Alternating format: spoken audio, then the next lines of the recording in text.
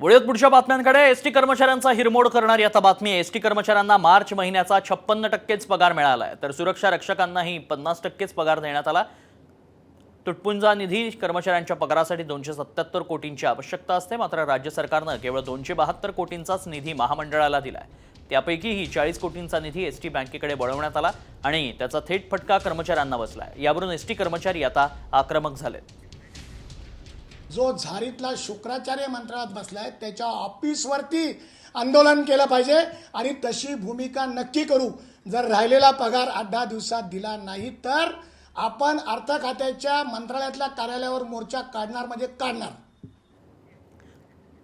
पाहुयात ग्राफिक्सच्या माध्यमातून नेमकं काय अर्धपगारी कर्मचारी काय आहेत, काय कारण आहेत। एसटी कर्मचाऱ्यांना मार्च महिन्यात केवळ 56%च पगार मिळालाय।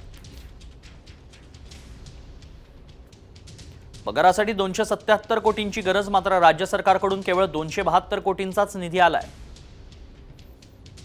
40 कोटींचा निधी एसटी बँकेकडे वळवलाय।